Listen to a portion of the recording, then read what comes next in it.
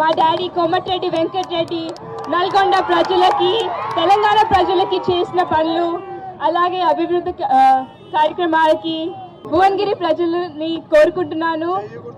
చేయి గుర్తుకి ఓటేయండి, కోమటిరెడ్డి వెంకటరెడ్డికి ఓటేయండి. అలాగే అదృష్టం ఇవ్వండి మీకు సేవ చేయడానికి. వచ్చే 5 ఏళ్ళకి ఆ తర్వాత ఇంకా చాలా ఏళ్ళకి అవకాశం ఇవ్వాలని కోరుకుంటున్నాను.